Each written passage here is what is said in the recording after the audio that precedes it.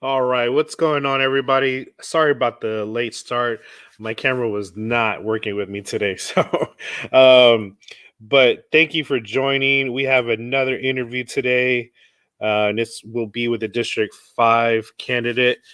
And just want to let you know that, remind you that this stream is on Facebook, YouTube, trying Periscope, but I know Periscope's will be going anyway, but it'll be on there. And so and also if you want to donate to help keep this live stream going, please do so. Any little bit helps, just because we're just trying to be able to put out some content, trying to also upgrade some of this equipment that we have, and trying to go from there. But yeah, so let's go ahead and bring in our first our candidate here that we have scheduled. All right. Hello, Mr. Garza. How are you? Howdy, fine. I'm great. Thank you, Eric. Yeah, for sure. So let's go ahead and let's get right to it. So introduce yourself and what you're running for and things like that. So Yes, my name is Ray Garza, and I'm running for District 5 City Councilman. And I'm I'm a retired person, and uh, I just want to go in there and bring our District 5 up to par to where it should be, because as I was born and raised in District 5, but I've been very busy working and surviving, and finally I have a chance and time, because I'm like you, Eric, 10,000 things to do in a day, and we prioritize. And that's what right. I've been doing, and now I have a little bit of time that I can contribute to my district, and that's what interests me the most, to be able to help the constituents, Mhm. and to take care of our people in our districts. Definitely. And so how what made you jump into that? Because I mean, right from the get go, just thinking Well, about running and just full blown commitment. I mean, what was your thought process on that? the thought process was that for the last 8 years, nobody could run, because once Shirley Gonzalez went in, there was no way to get her out. She had to become a lame duck. And all these times people would run, but Shirley Gonzalez had a lock in there. But now it's open to the people. And every day, Eric, every day I drive through the District 5, and it's the same way it was 8 years ago. There has been no change. And and if you were to drive or just go around District 5, in no way does it look like the Stone Oak area. And finally, and I've been making mental notes, and I finally have an opportunity to go in and do something, because normally I'm like you, Eric. I plan something and I get it done. That's my priority in the day. And and and what I plan to do is just do a complete makeover of District 5, because as you know, a lot of people, they badmouth the West Side, and it's right in the middle of the West Side, and yes, we need help and everything, but Shirley Gonzalez has done the best that she could. She belongs to 4 or 5, 15 different committees with the Mhm. city, and she's done a good job there. But everybody So tells so me what that do you all think is wrong then? I mean, what has not been accomplished? Like, how why are these things not being accomplished to improve the West Side, even though that she's been supposed to be doing a good job? Like, what's going on? What's the missing link? well, Well, the missing link is communication. Everybody tells me that they call her and she doesn't answer. Everybody tells me that they go to her office, she's not there. I'll give you one real quick example. The bridge at Czar Zamora and Frio City Road, since I was a kid in 1954, 56, and all those years. As a matter of fact, 2 days ago, Mhm. the train is there and it's not moving, and people are waiting or waiting. People are waiting to go to the doctor, the house, the to the hospital. They're waiting to go to work and everything. And guess, let me tell you what happened. Do you know that? Have you heard about the Hardburger Bridge that was built Yeah, on yeah, for yeah, the animals? It's yeah. for the animals, so they can go from one side to the other. It's for the animals. And over here, they can even build that bridge. Give me a break, Eric. And then Yeah. and then the other thing is, if you will notice, there's a little soft shoe gentrification going on. I don't know if you have been by La Calle, Colorado, and El Paso and Guadalupe Street there. You will see the Esperanza Casa de Cuentos. They have a big sign there that says, Mi barrio no se vende. My neighborhood is not for sale. If you go there right now, you will see across the street they sold out. They're building apartments right there. They sold out to Saha, and they want to do the thing where 80% is for the low income people and all this and that. But it was a scam to go in there and start the gentrification process. I'm proud of our neighborhood. I grew up right there. I went to school at JT Brackenridge. I Hmm. lived in the Alasana Pacha courts. I take pride in our people. We are historic. So, you know, the places that they want to tear down, they can be fixed. They can be rehabilitated. But nobody takes an interest. And then of Now, course do the do you real do you estate. think though? Do you think that that might be because of the lack of voter participation? Because and somebody said that the politicians don't pay attention to the community if they don't vote. So, do you think that could be one of the reasons? Oh, absolutely. It's a whole reasons. And even now, we just started this on this past election. Everybody got all excited and hyped up and energized to go and vote. And Biden came out. And that's good. Otherwise, it would have been the other way. So the thing is, we have to, if we can take Muhammad to the mountain, we got to bring the mountain to Muhammad. We have to reach out to the people. Whenever we see a house that's almost falling down or needs repair, we need to go talk to them, get Mhm. them involved. What do we need to do to get that house rehabilitated so that it'll look like a neighborhood from Stone Oak area? We can do that.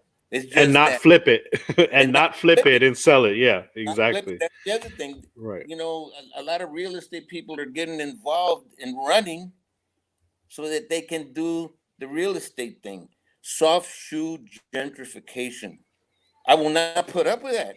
No, I can't because I was born and raised here at the Alasana Pacha Courts, and I just lived down the street from there. And Now, and that's with that, I want to ask you your thoughts on how this whole Alasan Apache apartment situation is going on right now. Like, what do you think it's being handled correctly, or I mean, well, I think that we need to get the input from the people and see what they want. Now, there was a thing where they decided not to knock them down. They were going to tear everything down and come in uh, with new housing stuff. Well, the area that's there, the people that are there, they have they would like have to be, stories. Now they can yeah. remodel and rebuild and go 4 stories and double the amount of area for affordable housing for people to live there from the area. What happens is that right now there's a waiting list of people wanting to go to that area because those are their roots. Hmm. And so my thing is the affordable housing and houses rehabilitation. Rehabilitate the houses that are there and the area where the Alazana Pacha court's at. Fix those so that we can get more people in there that want to be there, that are on a waiting list, a 3 or 4 or 5 year waiting list at Saha. that cannot afford the new houses, but they would rather live there and they just need a living area. And that's what I would do. I would make sure that whoever the people are there, if the two-story apartments that are there, we go up maybe two more stories, double the people there, and we would take care of those people, and we would get like from the city, uh, tax breaks, rent assistance, and everything that would benefit the people. Well, and that was one of the things that they were talking about removing. I think it was $3 million from the EHAP fund, which is the Emergency Housing and uh, Protection. It was basically for rental assistance, right? Yeah. And then moving over to affordable housing. But some people were saying that that's going to be going right into developers' pockets and benefiting them instead of the people. So I mean, do you think that could be an issue though? Because you're looking for affordable housing, but is it really affordable housing, and is it still really benefiting the people and not developers? Well, we would definitely sort out and make sure that we would do it as efficiently as possible. And and the idea would be to just build on what's there already, but go up, and that way we would double the area of affordable housing there, and it would be for people in that economic group that are there right now Hmm. and the relatives. Now, I think the question was is that they didn't want it torn down because of the historic um, properties of it. Do you think? Do you think that they're saying that as in they want it to stay the same, or they just want it to be maybe repaired, or they don't even want the reconstruction of it to keep it? I mean, I think that's what the whole issue is, right? They don't want the reconstruction of it because then that would force out people to move out. But I mean, are they asking for it to be repaired or just leave it alone? uh well, what they were going to do is knock down everything and then put 80% of the low income people, and then the other 20% would be at market cost, and Mhm. then and 10% would be like at market, what the rental rates are out in the economy, and then there would be maybe 5 or 10% at the penthouse level. That would be super high rent for people that are economically secure. But what I'm saying is, if they're going to do that, it would be all for the low income people, Mm. not part of it.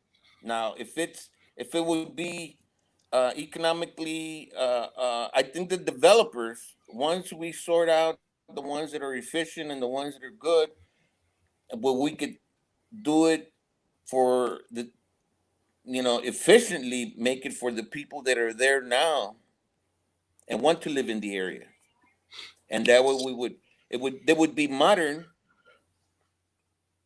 home, affordable housing, but it Mhm. would be for the economically deprived people. Right. And so what would you like to see with the city and reaching out to these developers and these companies that are tasked to change, the courts? I mean, what kind of accountability and how do you see that the city council can hold those companies to accountability?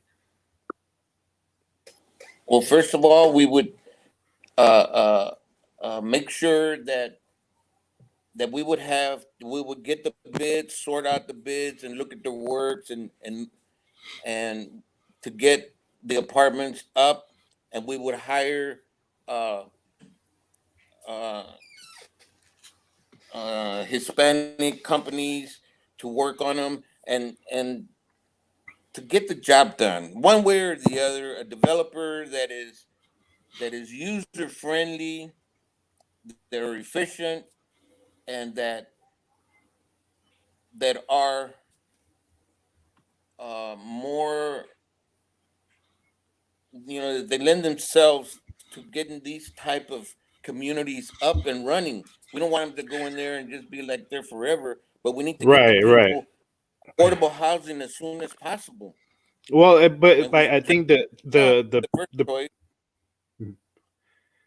but I think the issue is that how do we make sure that it will be beneficial to the community, because we have this plenty of times in the city where we have developers, we have low income housing, right?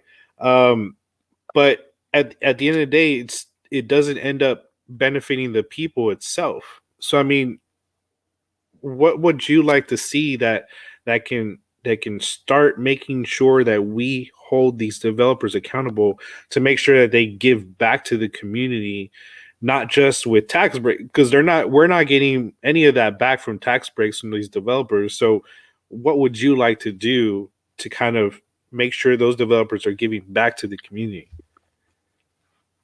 Well, when the developers come in, that they would work on the west side housing development, one housing development for two or three out in the economy.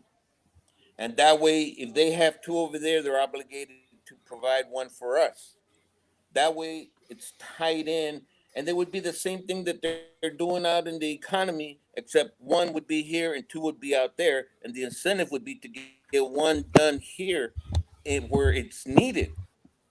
Hmm. But we want to stay away from gentrification. We want to make sure that whatever they build here is for the people here. We don't want to force the people out with no way back to the neighborhood. Now with that, I mean, with the rising costs of property taxes for the people that are homeowners, what what are some things that you would like to see done that can be some type of relief for the community? Because especially like I've seen in District 3, and then even District 5, those property tax rates are going extremely high, and for no reason other than you know rising costs of this possible gentrification. So how do you want to see that combated? Well, first of all, in District 5, whenever the tax renditions would come up, I would make available to the people a method for them to go and talk to the Bear Appraisal District. And one of the things that we need to do is find a level that we could maintain over here, because a house is going up for sale. A bunch of them are going up for sale in the neighborhood because the taxes are going up, and the people that are living there are retired. Now, Mhm. we should keep those at at a level that they can afford. Now, we do have the homestead exemption, Yeah, bad but is. those are creeping up little by little. Well, and what's And upsetting so, a lot of people is that these homestead exemptions, they're good, right? They're great if your home value didn't raise up every single year, which BCAD is doing. Like for example, mine went up $20,000 from last year to this year. So the fact that it raised, you're still not, that homestead exemption really doesn't do anything. And that's where I feel like a lot of people are not understanding that fact that yes, city council is like, oh yes, yeah, we're doing homestead exemption, but these home values are still getting raised and they're getting around that issue. So I mean, that's the bad thing about it. So I mean, take that, I would like to take that into consideration.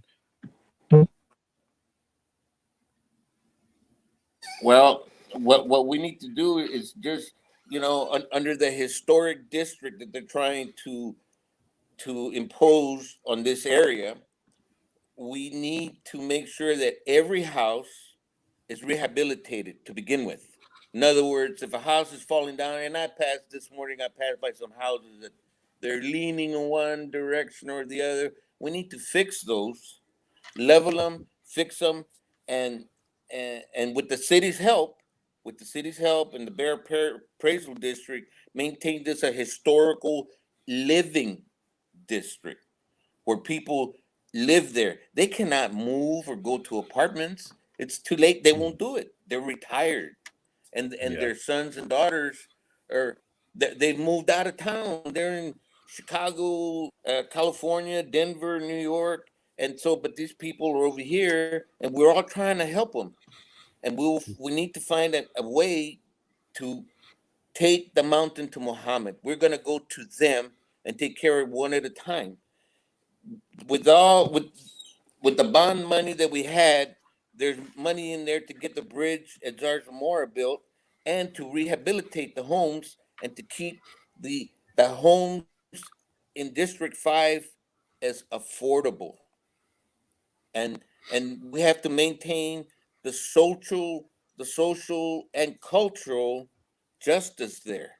Because if they want to come build apartments or housing and make up 80% for the historic people here, and then 20% from the outside that come in here and they buy us out. They start buying us out. Before we know it, it goes from 80% to 60-40, 60-40, 60-40. And before we know it, we're out of here because we can't keep up with that. Yeah. So what's going to And happen is we have to take care of our culture. We have to take care of our social status. We have to take care of affordable housing. We have to take care of the infrastructure. right, and that's one of the biggest things that we've talked about a couple of times during these interviews is, you know, is our city getting too big for our own infrastructure? Are we neglecting the people that live here already? Are we neglecting the the generations, the communities that have been here for years, and worrying about getting bigger and developing houses? Um, that's the question: is how do you think we're getting too big? And we're not taking care of our own infrastructure here. Well, what's happening is San Antonio is growing, not as fast as Austin, not as and not as fast as Houston or Dallas, but we are growing because when people come to visit San Antonio, they like the area, they like the atmosphere, they like the home style and everything. So we can participate in that when people come to our area, they come to see a and historic areas like the little shotgun homes Mm. right there where they're building the new apartments across the street from the Esperanza Center. Yeah. My aunt had a shotgun home there, and I remember. So they're replacing them, and we hope that those apartments will be more than 80% for the people that live in the neighborhood that want to come back to the neighborhood. Right now, they're forced out into higher rents outside of the neighborhood, and Saha is trying to help them, and they do, but they have a waiting list 3 or 4 years down the line. But right now, yes, we could use affordable housing, the taxes down and everything, even if for the sake of being a historical district, Hmm. that would be our end for the city to help District 5. And I'm going to do everything possible to represent my constituents. If they call me, they're going to talk to me. If they want to come visit, I'm going to wait for them. And I will never not be at the office and never not answer the phone.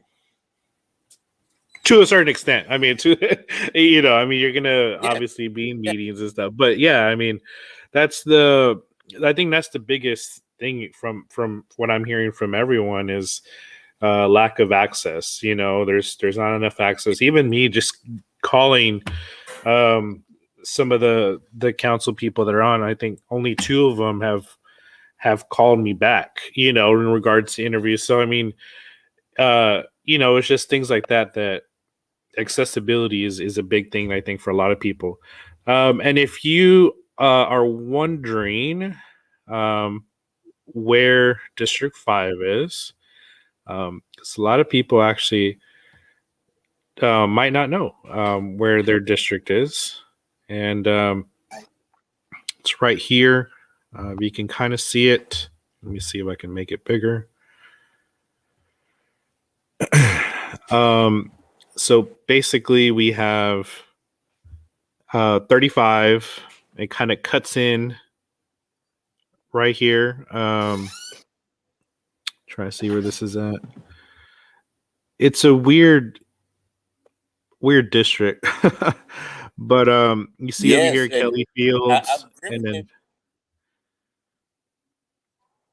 I've the what driven now? the boundaries about Mhm. 3 or 4 times, and it Yeah. goes all the way down Quintana to Gerald Street, all the way across to New Laredo Highway, and then it goes across to 35 down to Flanders, all the way across to Mission Road, and then it goes. Yeah. I've been on the boundaries about 3 or 4 times, looking at Mhm. it and everything, and getting familiar and everything. But right in the middle of the west side part, I drive through there every day, 2 or 3 times, and I say to myself, "This is gonna get fixed.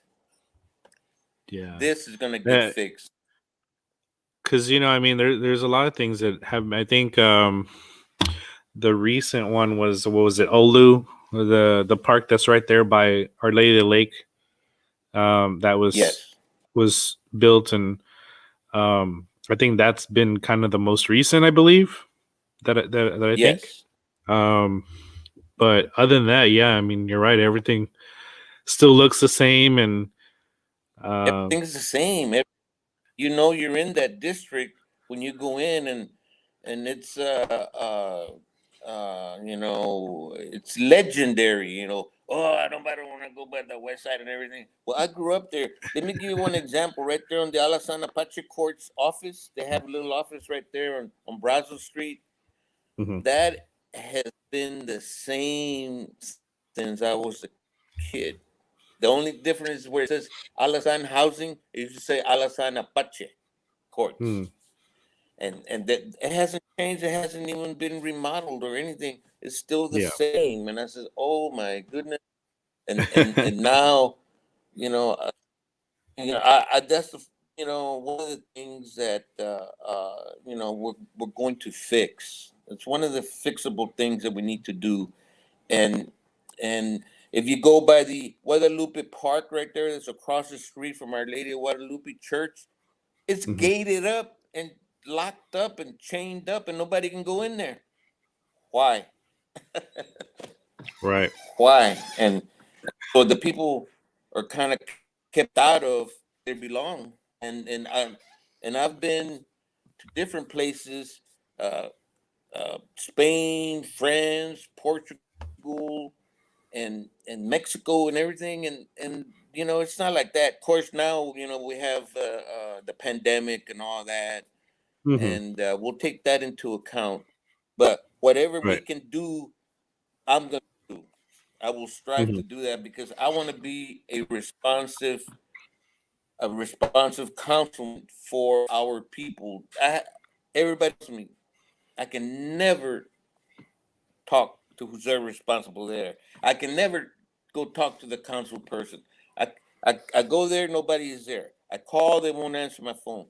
I'm not going to do that. I'm going to represent my people, and I'm on the streets. I'm going to fix sidewalks if they need light. And even though they did put a lot of lightings and they fixed sidewalk, but there are still a lot of them that need it. And when I see them, I make a memory of it, and I think that's what I'm gonna fix. That's what I'm gonna do. If they don't ask me, I'll go tell them, "Hey, you know what? You didn't ask for this sidewalk to be built, but you need one. We're gonna put one there." And the money is there, and there's just nobody. You know, the city. That's what they do, and that's what I'm gonna do for them. If they don't ask me, but they need it, I'm going to make sure that they get it because it's Hmm. common sense. You would do the same thing. Mhm. Well, and I think there And was a it's like recent that. article. And I think there was a recent article regarding the sidewalks and how much sidewalks needs to still be built and fixed, and the thing was like 500 miles or something like that, and I think it was going to cost upwards of like uh $2 billion, or also like, was it 600 or 800,000, 500 or 600 $1 million, and that it's going to cost, it's going to take years and years to fix that. But I mean, uh, that's the thing is our infrastructure being taken care of, and from what everyone that we're hearing with, and just looking at everything, our infrastructure is not being taken care of. It's just not being taken care of, and right. where do we start turning that around? But yes, there's different things that we have to worry about, of this and this and this, but at the end of the day, I mean, what's more important to the people? So what do you think is more important to the people of District 5 right now? Well, right now is affordable housing and the rehabilitation of homes. And let me Okay. ask you something: if somebody needs a sidewalk, and we run into the thing where it takes time and time, and I said, look, go ahead and fix it and save me the receipts. I'll take them to the city. I said, well, you didn't fix them, just reimburse them for what they paid for, and we'll fix it that way. I've heard a lot of people say, "Oh, I did the sidewalk because the city wouldn't come." Well, why didn't it come? Well, I tried to call the representative, I couldn't get through. So, okay, you do it, send me the receipts. That's one option. The other option is you let me know, I will take it to the city and I will push and tell them when you're going to start. Well, I'm going to be there with the starting crew. When they tell me we're going to start on this date, I'm going to be there to make Mhm. sure it gets done. And we would take it like that. One by one, the priority is always the people and what they need. And as far as the the lights and stuff that can be done. We put them in a because the lights are available now, and they got the LED lights, which are easy to put up, and they're not that bulky, and they don't a lot of them are solar and new technology, so that can be done with no problem. But it's the hard the foundation of a sidewalk. There's some places where there's a whole block or two with no sidewalks, and so we need to get those done. And once we rehabilitate the homes, because as you drive the little back streets in District 5, right in the middle there between Zarzamora, Culebra, and Commerce, and and the bridge right there, as you get to Colorado Street, that area right there, that is the heartland. That right there is the ground zero of our culture, our people, where we came from, and everything. And that's the other thing, Eric. That was a hot spot for the COVID. The Hispanics were getting it from that. That was the area. Why didn't we go straight in there and vaccinate the people? That would have been the first thing, because that was a hot spot. If you remember when all this was happening, the West Side was a hot spot of COVID. Mhm.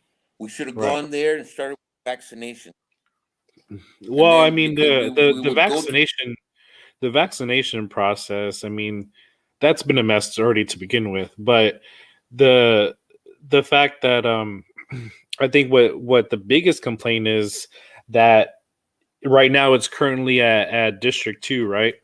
Well, at the AT&T Center, um, I believe. I could be wrong. I'm sorry. I could be wrong, but I know it's in that area, but it's not benefiting the people in that community. So even if you were to have, hold on, even if you were to put it in District 5, it still might not benefit the community.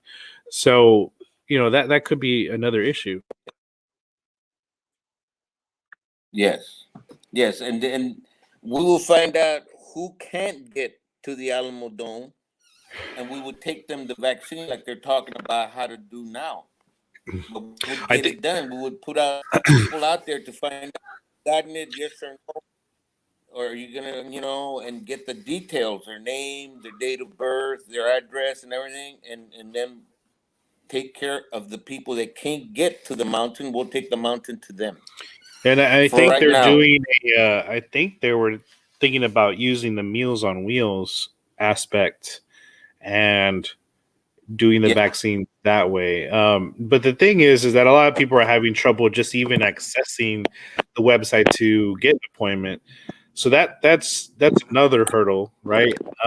So what would you like to see done that can bridge that digital divide between, the people that don't have internet access, the people that might not be as I guess internet savvy, to be able to do some of these things that need to be done online. yes. Well, we would go and knock on doors and find out and clear out an area. It would be just like if we're doing. It's like a military operation. You go block by block, house by house, until we talk to every person there. That's how we would do it. Block by block, house by house, and we will make sure that they get the attention and that they get the vaccine. Thank God I've gotten the first and second one. So, but just like I was telling you, those were high priorities on my things to do, Hmm. and I would like that every constituent would have the same thing to say that they got both of them already. Yeah, yeah, definitely. And again, if anybody's watching, if you want to ask a question, please ask a question. That's what we're here to do, is just ask questions, be interactive with the candidates, because no better way than to just ask directly to the candidate. If you want to jump in as well, you can jump in and ask a question. I will go ahead and copy the link onto the comment box or comment here. Hold on. Sorry. Let's see. And then if you want to jump in, jump in. Keep it clean, everybody. um, but yeah, definitely if you want to jump in and ask the question directly, you can come in and ask, and so that way there's no misconstruing of the question. Now real quick, I want to ask, have you ever heard of ranked choice voting? Reg choice? No, Okay. So I this is haven't something heard of that that. But I've been asking everybody just to see, kind of get that conversation going with everyone to kind of say, look, here are some different options that we could try to implement here in the city that would also benefit the city financial wise, but also create a different environment politically as well. So I'm going to go ahead and play this video real quick just so we can see it, and then you can give me your thoughts after.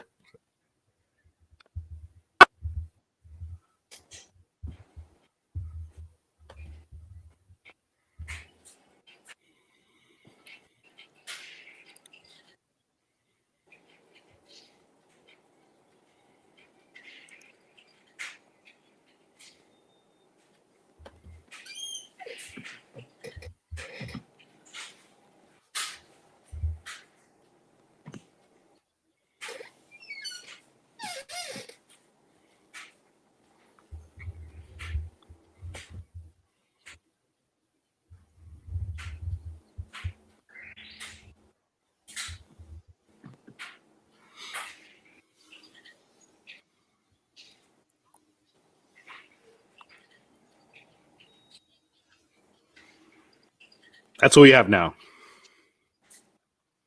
oh, okay.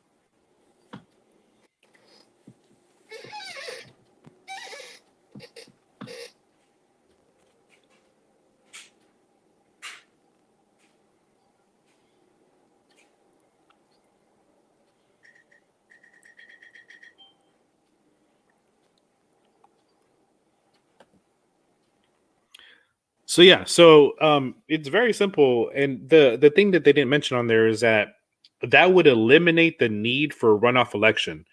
And I know you've seen plenty of runoff elections that, you know, the turnouts tend to be so low for runoff elections, and it Yeah. costs the city at least $10 million to hold a runoff election. Just Wow. like our elections that we have every 2 times a year, these elections cost upwards of 8 to 10 million, even maybe more $1 million a year. So the fact that you would have this system to where it would eliminate that need for a runoff, and everybody gets to pick their choices however they want to, that would change the way our political system is, because then you wouldn't be fearing of, well, I have to vote for this person because of this party or this or whatever it is. um it would create a lot more dynamics of making sure that people are voting the way they want to vote. So, is that something that you would like to look into? Obviously, I know you wouldn't be able to single handedly, submit this in, but is something you would be willing to look at if it comes across? Well, right now, being that a lot of people are kind of like in self lockdown, and they don't like going out and mixing in with the people because of the pandemic and all this and that.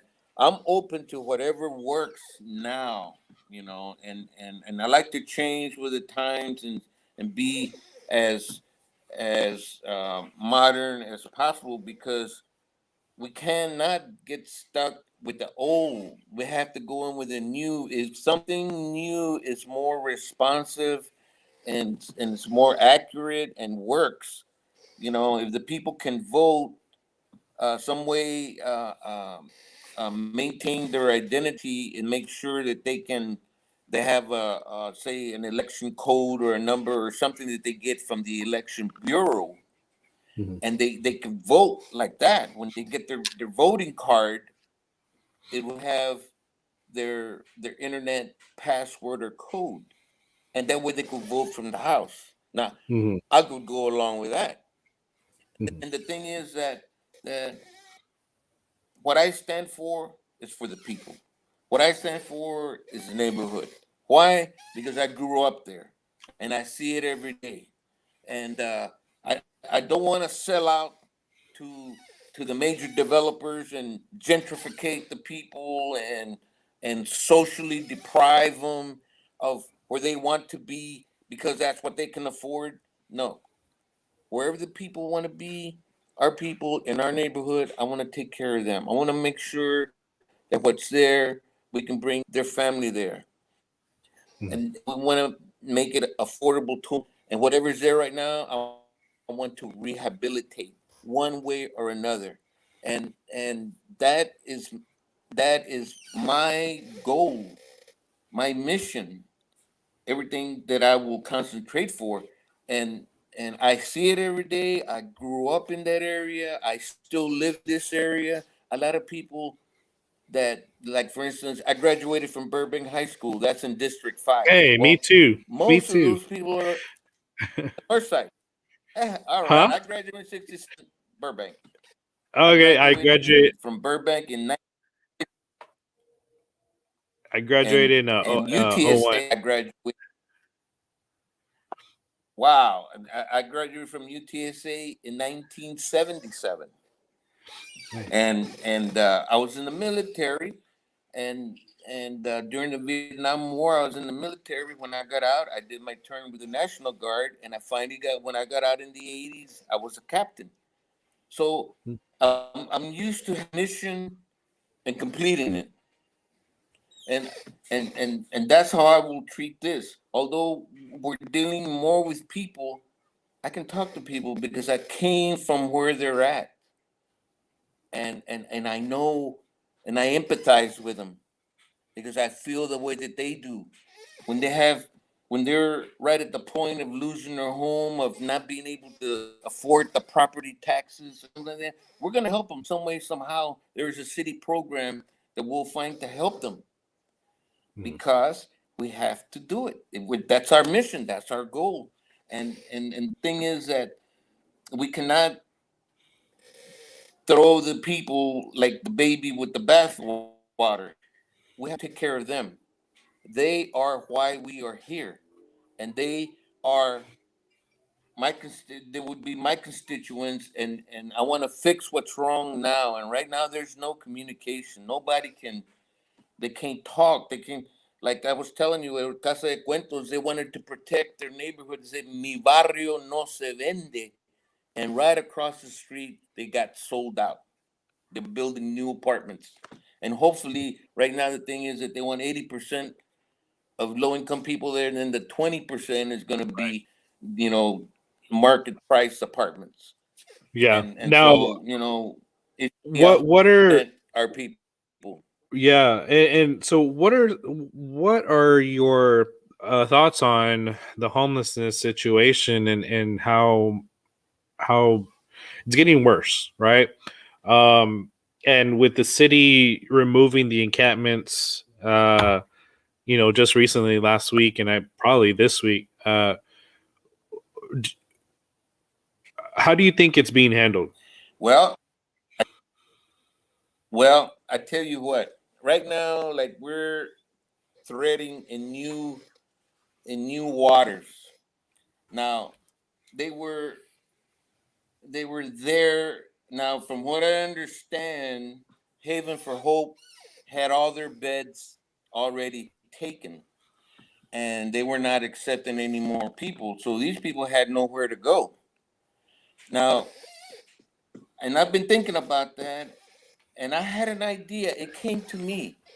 Here they are. They're under a bridge, and guess what's around them?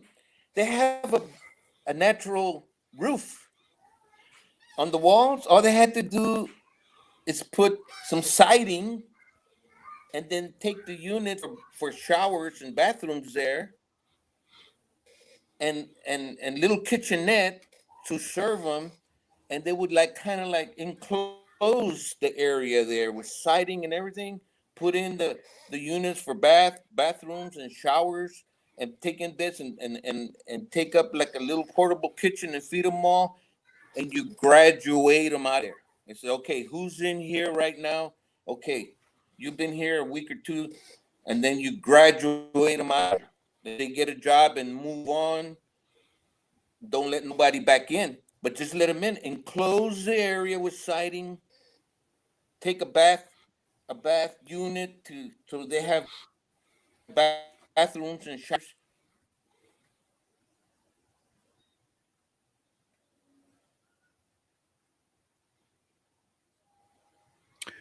Uh, until everybody graduates.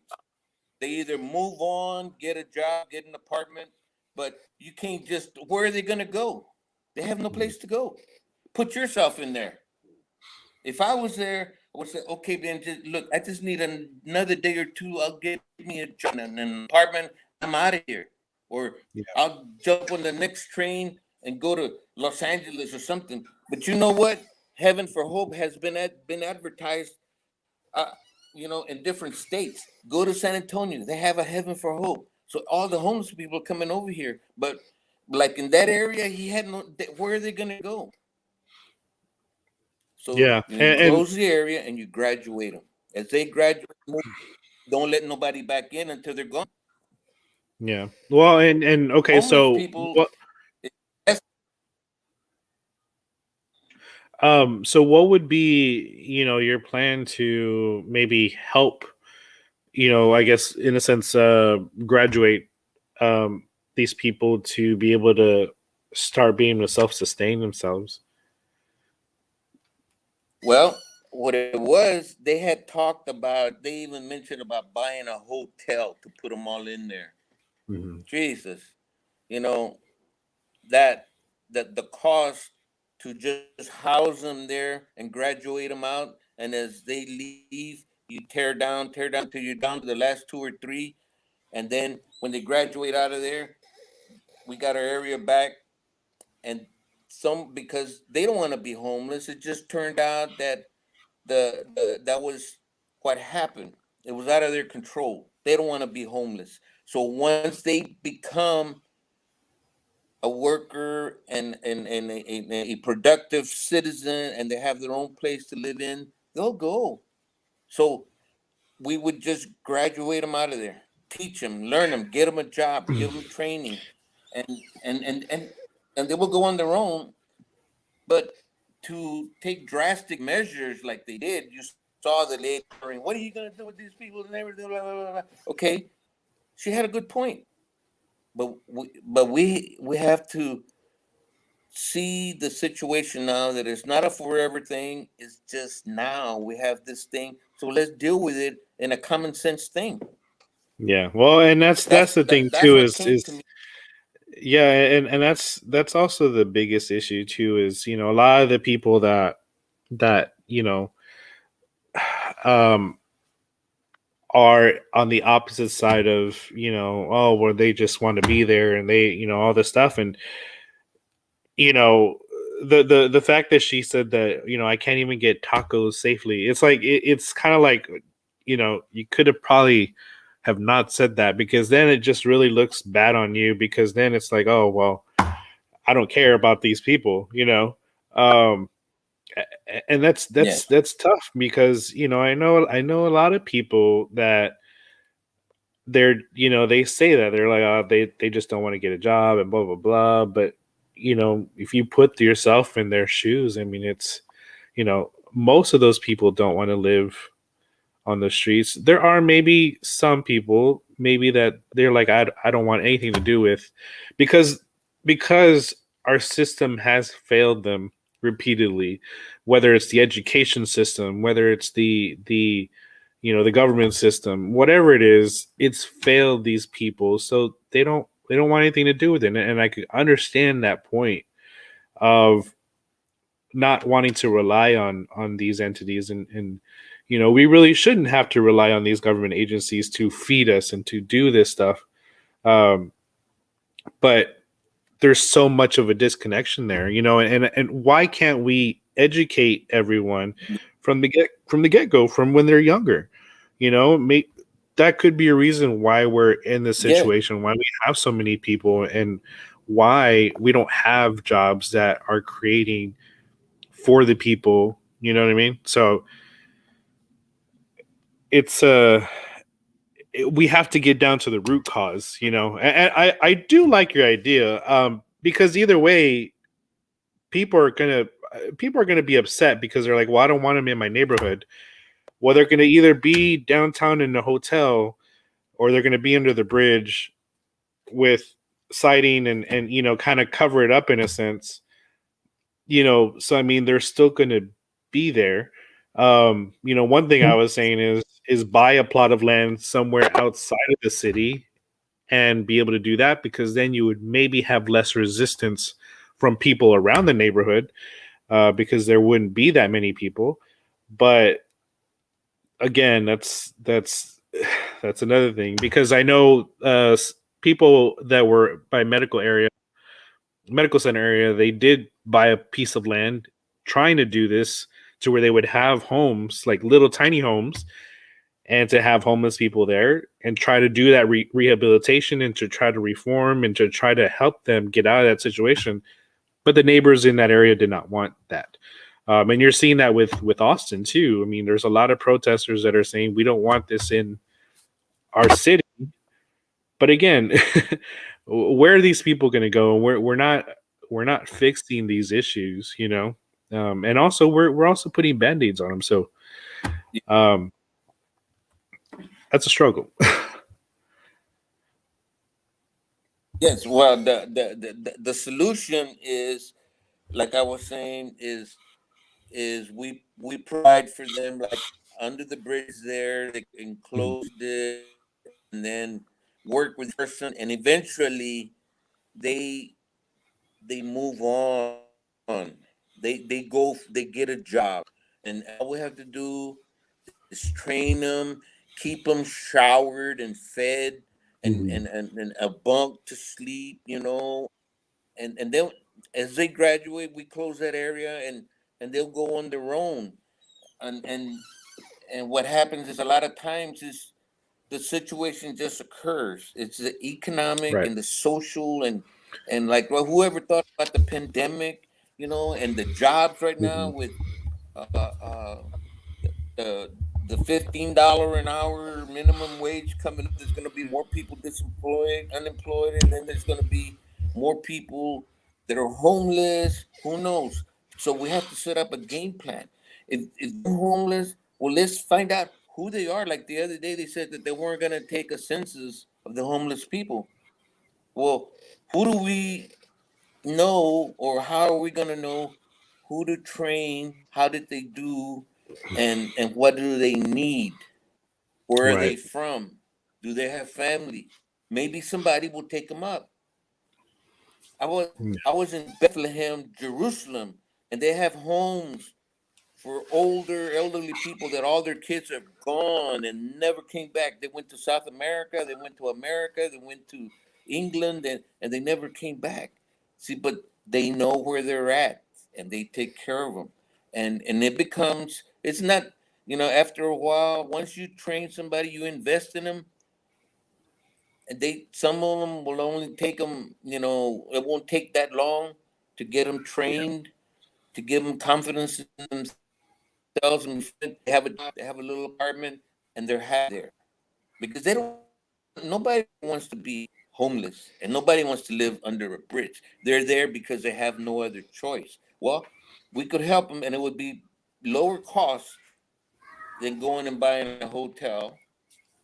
Although getting a plot of land somewhere where nobody is going to get all riled up and all that, and then maybe have a via bus that goes in and picks them up in the afternoon between 7 and 9, and then bring them back to work.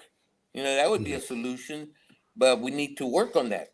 We would Yeah. need to work on that, on details. Yeah, definitely. But it's a solution. Yeah, definitely. Um, I'm gonna switch gears a little bit, and I'm going to ask, what are three of your favorite small business restaurants in District 5? Oh, this. Well, I will tell you the ones that I go to. Mhm.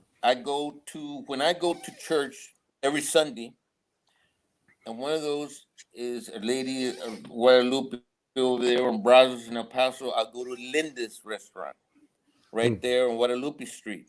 The other one is Susana's right there on Zarzamora and B Street. They mm. have the best huevos rancheros with pork chop, and they have the best chorizo a la mexicana at Susana's. And the one where my family eats at, my daughter and the wife and our people from after church, they go eat at the Arizona on General McMullen with Mm. Linda. And so those are the restaurants that we maintain, and we eat there, and they have home style cooking. Really home style cooking. Hey, making me hungry. Yeah. um, so, Yeah. Linda, Susana, oh, I didn't hear that part. What did you say? yeah, it's Linda's Mexican restaurant right Mm. there on Guadalupe Street, and then the other one is Susana's on Zarzamora and B Street, and then the other one is the Arizona over there by Las Palmas on General McMullen. Okay, awesome. Um, sorry. Hold on.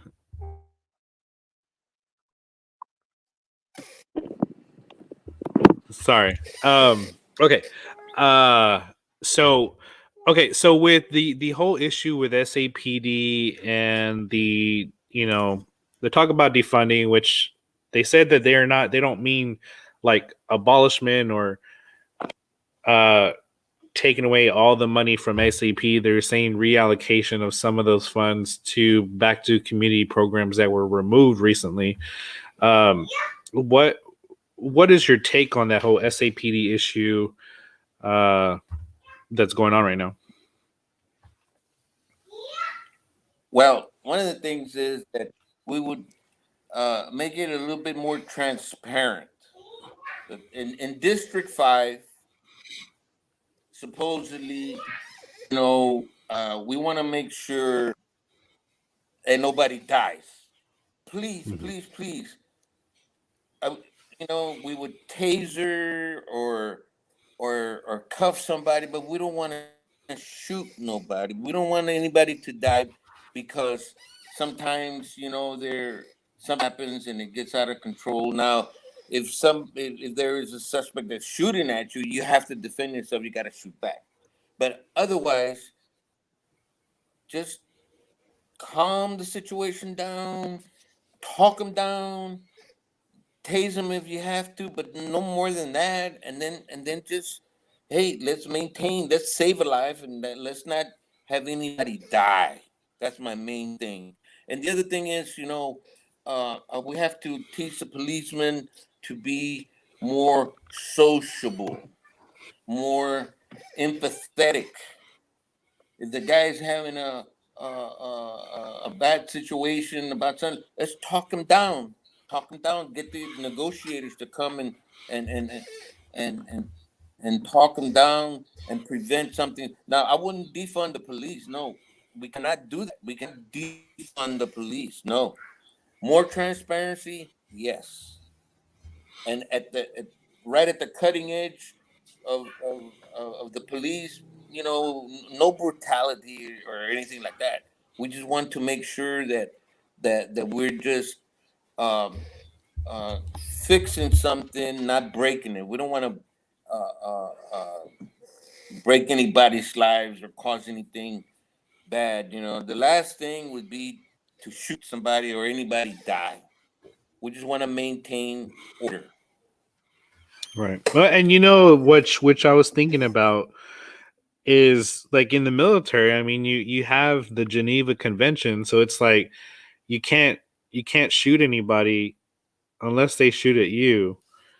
Um, you know, but in the police department, I mean, it happens a lot, but maybe is it training that needs to be done to where they start handling situations better rather than automatically going to the pistol first and uh Yes. I mean that's what it seems to be the culture of here is just automatically boom, you know and that is a problem, but I think too is people really should see what it's like to be, if you haven't, see what it's like to be a police officer, um, because things are different on the other side as well. You are trained to profile. You have to profile these people and profile whoever is walking around and things like that because you have to look for clues. But definitely, there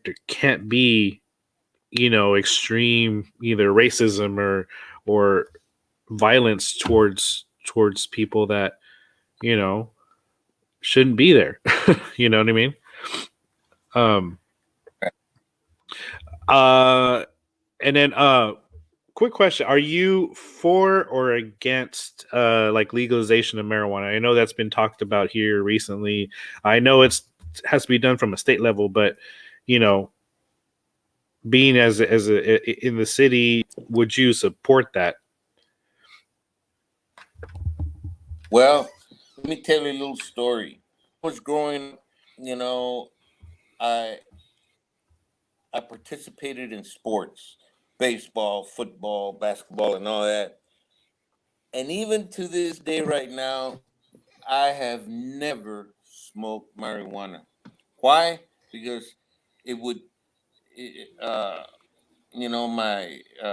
it would it would affect my sports ability. So I never did it. And when I was going to the University of Houston over there, before I came to UTSA, we were at a table and we were eating lunch right before class, and somebody showed up with this whole thing of of drugs and marijuana and this and that. I just passed it along. I never did it. I never will. Now, there's some medical marijuana that's prescribed by doctors to certain patients for certain maladies. Now, that you know, if a doctor prescribes it, it's medicinal. But I wouldn't never even consider it like for social thing or this. No, it's just not right. It wasn't right then. It's not right now. It helps some people medically for them. Yes, if the doctor prescribed it, that's okay. I got no problem with that. But as a social thing, to relieve stress and this and that and all that, you know, there's there's other ways to do that. I just cannot. My conscience cannot accept that, and I will always not be for it. Okay. I mean, so you don't see, so you see a difference between like alcohol and marijuana? Well, they're both bad. The only difference is one drink, but they're both bad. Well, And so but the thing too is one's and legal. I, One the government has I made have legal. One the other one hasn't. right here. Yeah. Well, they're both bad, but you know, uh, we just go from that. Everybody, it's a thing that it depends on the person, and they bear the responsibility of what happens after that, or and all that and everything. But I cannot Well, see, uh, and you know, when I ask you that, I'm not saying like you personally would you do it. I'm saying would you allow it to be open for if anybody wants to do it, that's their choice, but they shouldn't be thrown in jail for years and years and years, or even get cited, so to say, for just having marijuana and doing that. Because in a sense, it's kind of like alcohol. Yes, I mean if you're driving, probably not the best thing to be smoking marijuana and driving because same thing, but to be arrested and put in jail for having marijuana. And a lot of these cases that are people are in jail and people of color are in jail because of marijuana. So I mean, that's what I'm saying. I'm not saying you personally. I'm just saying, would you say it doesn't matter if you want to smoke it, I don't want to smoke it, but it doesn't matter if you want to smoke it, it should be up to your choice, but you shouldn't be thrown in jail for it. well, here's my take on that, and the reason I'm saying this is that let's say that somebody is stopped and they smell they have been drinking or something, but have not had an accident, or is they, in other words, they haven't had an accident, they just got stopped and everything. I am not for taking them to jail and putting a bond on them that they can't afford, where they have to spend time. Now, let's say if somebody has 100 something on this, and they have it, they have it with them, or they get stopped for that and everything, and they get thrown in jail, and they put this big giant bond. No, how? Because these people, although they did something against the law, their repayment to society and for having broken the law will be a small fine, but not to where you throw them in jail and they can't go to work Mm. because they can't pay the bond, and they're there Right. for 2, 3, 4, 5 weeks. That makes no Right. sense. Yeah. Now, Okay. we Cool. would That's why educate them on this I and we say, hey, look, you gotta do this. Yes, yeah. you do it at your house, and then that's it. You want to drink a lot of Right. beer, drink it at your house. You want to smoke marijuana, do it at your house, and don't go outside where everybody else is exposed to it. It's like a Yeah. pandemic. Right. And I'll just ask you just a couple more questions, and I appreciate you coming on. Again, anybody wants to ask a question, please ask a question. Um, what does community mean to you?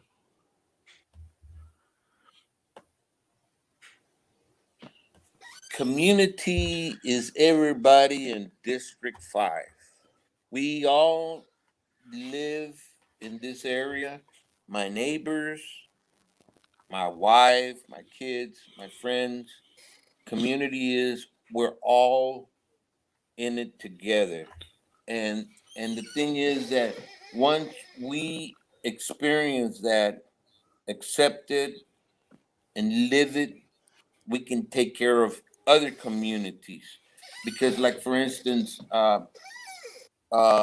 District 3, District 6, District 7, they have their own situations and problems, and and and right now community is the people around me, Mhm.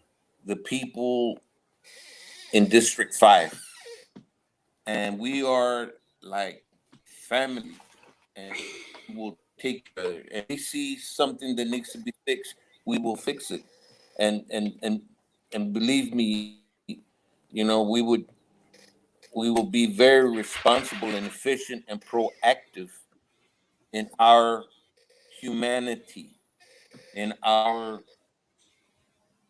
empathy.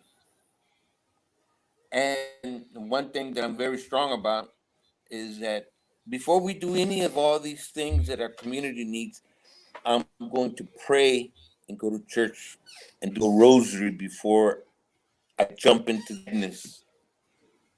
But Mhm. somebody's got to do it, and now's a good chance because now we're open to do it. And the thing is, Eric, like there's 6 guys running and 3 ladies for District 5. I think I'm the only veteran, and I think I'm the only one that's retired, and I think I'm the only one that lived in the Alessandra Pacha courts. And Yeah. and I know right down to my bones what I have to do, and I'm gonna do it. All right. Awesome. Well,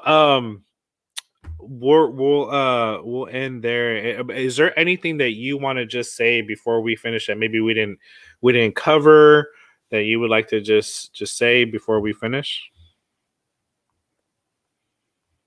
Yes, one thing that I want to say is that I'm gonna concentrate on getting the bridge built at George Mora and Rio City Road, and I want to rehabilitate the homes that need fixing in our District 5, and I want to make affordable housing available to all the people and anybody that's homeless. We need to reach out to them and have some kind of a place for them because uh, Heaven for Hope is in my District 5. It's in there. I went through the boundaries today. It's it's Mhm.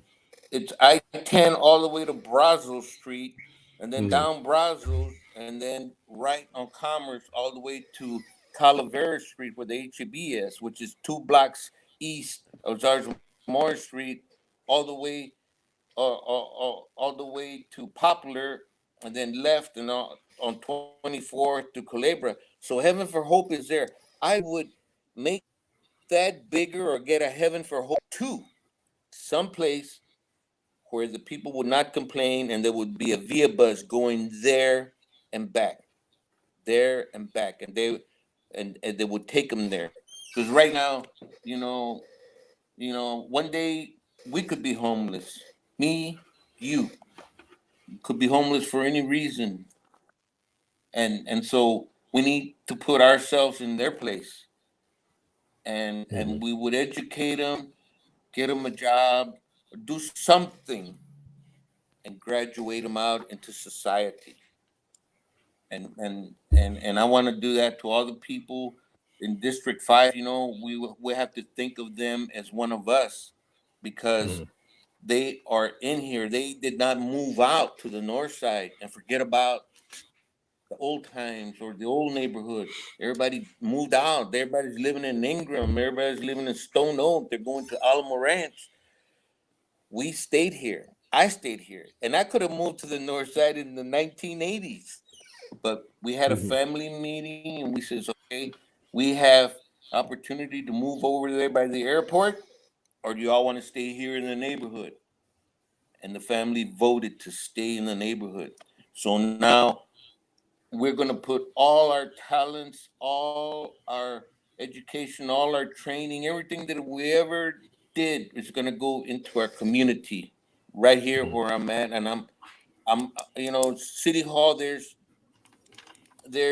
stuff at City Hall that we need to get to the people in District 5. If it is, Mhm. whether it's rehabilitating their homes, fixing streets, fixing sidewalks, putting lights, whatever they need, I will answer that call, and whatever I can do for them, I will do it, and I will be there to answer the phone and be there when they come in.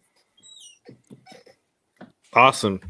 Well, that sounds great. Because that's definitely needed. Especially here, we just need accessibility and people to be willing to listen. So, thank you, Mr. Garza, for just sitting down and I, interviewing and I just really, yes, I was going to yeah. ask you, what organization are you with? The reason I'm saying is because the League of Lady Voters contacted me, and the firefighters contacted me, and I was trying to figure if you were with ESPN or what, or, or Nah, you uh, uh, going into reporting. That's cool, I no, but I that's I'm with nobody. I'm just myself. I was a candidate last year for District House of Representatives or Texas House of Representatives, and um, I I saw the need that was there, that our community needs to be educated and shown everyone that will be on the ballot, not just selecting the more favorable people that supposedly are going to win. I believe everyone should have a say at the table. Everyone should have a voice to be able to speak, and not be shunned out by whoever media, whatever it is, but also have an interaction like this where we're having a conversation, right? Having a conversation, yeah. and we're not just giving 2 to 5 minute quick speeches to throw whatever we can into the question that's being asked, because then it's not giving you an eye into the candidate and who you are. So, but yeah, I just started this because I saw that need, and it's been working really well. I've met a lot of candidates, and hopefully we just keep going, and but it's a lot of work. It's a lot of work to do this. I Well, didn't realize that. it, yes, but it's very interesting, and I really appreciate it, because a lot of these ideas, I discuss them with people as I talk to them, and as I put them out, the pressure leaves from inside of going. And believe me, if there's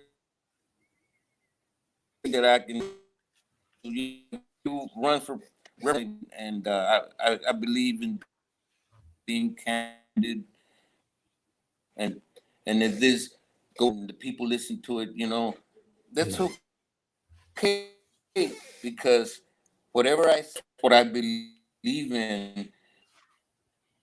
I remember as I was growing up, and I learned. I used to shine shoes, throw the newspaper, working, uh, be a dishwasher and everything like that. And then what I found out was that the more you worked, the more they paid you, and the more education you had, the more they paid you more. And then as time went on, I eventually, I graduated from Burbank, military, came back, went to St. Philip's, went to San Antonio College, and I went to U of H.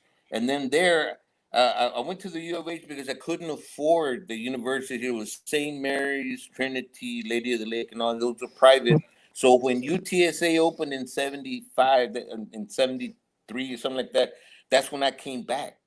And then I graduated from UTSA, and out of UTSA, I was the first ROTC candidate that graduated there, Nice. 1977, and I graduated as a finance officer.